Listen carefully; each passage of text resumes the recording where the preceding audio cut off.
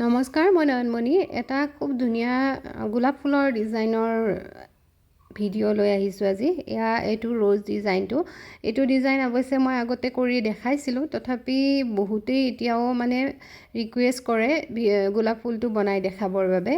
Frame fitting কৰি লৈছোঁ। আচলতে কাপোৰযোৰ বনোৱা হৈছে, এটা গোলাপ ফুল বনাব আছে, সেইবাবে ভাবিলোঁ দেখাই দিওঁ। লৈ লৈছোঁ 1/4 ইঞ্চি ৰিবন।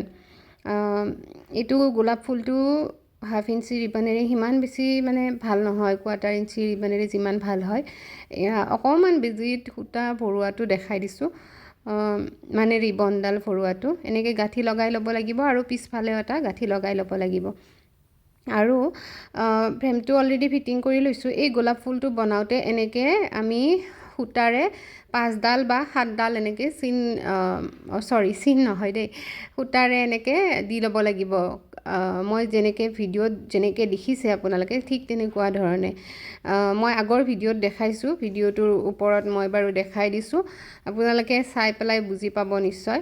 আগৰ ভালেকেইটা ভিডিঅ'ত মই এইটো ডিজাইন দেখাইছোঁ, সেইবাবে এইখিনি কৰোঁতে ভিডিঅ' কৰা নহ'ল যদিও ওপৰত সেনেকৈ দেখাই দিছোঁ।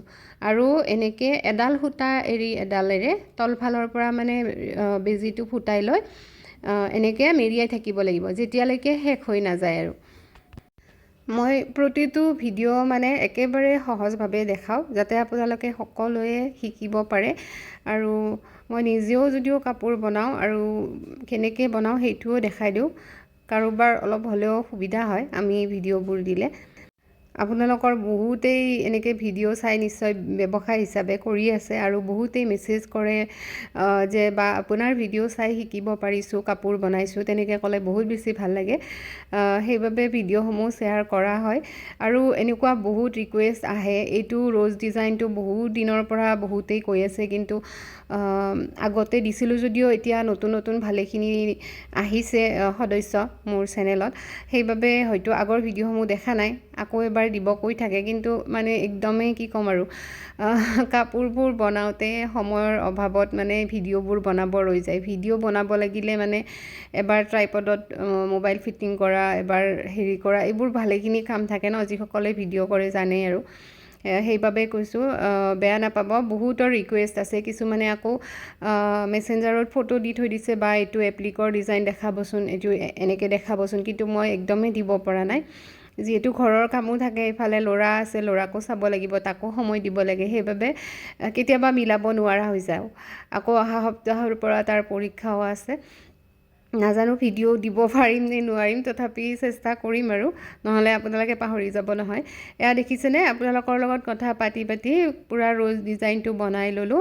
এনেকৈ যেতিয়ালৈকে মানে সূতাডাল, তলৰ সূতাডাল নেদেখা নহয়, তেতিয়ালৈকে ঘূৰাই থাকিব এনেকৈ ৰিবনডাল। এডাল এৰি এডাল, ভুল নকৰিব, ভুল কৰিলে মানে নিমিলা হৈ যাব, ৰ'জটো দেখাত ভাল নেদেখিব। এনেকৈ এডাল এৰি এডাল এনেকৈ ঘূৰাই থাকিলে হ'ল। তাৰপিছত খুব ধুনীয়াকৈ ভিতৰৰ ফালে সোমাই দি পিছফালে গাঁঠি দি দিলে ৰ'জ ডিজাইনটো হৈয়ে যায়। কিমানখিনি ডাঙৰ কৰে সেইটো নিজৰ ওপৰত বাৰু। মই এইটো অলপ ডাঙৰকৈ কৰিছোঁ, ছাইডৰটো মোৰ ৰিবন শেষ হৈ গৈছিল বাবে অকণমান সৰু হৈ আছে, সেইটোও বাৰু ডাঙৰ কৰি দিম মই। এইখিনি হৈ যোৱাৰ পিছত আপুনি বেজিটো তলফালে এনেকৈ ফুটাই দি 2টা গাঁঠি লগাই দি কেঁচিৰে কাটি দিলে হৈ গ'ল। এইখিনিয়ে আছিল, ভিডিঅ'টোত দেখালোঁ ৰ'জ ডিজাইনটো কেনেকৈ বনায়। নিশ্চয় ভিডিঅ'টো চাই নজনাসকলে শিকিব পাৰিছে, আৰু কেনেকুৱা লাগিছে জনাব। যদি প্ৰথম চাইছে পেজটো ফ'ল' কৰি দিব, লগতে চেনেলটো ছাবস্ক্ৰাইব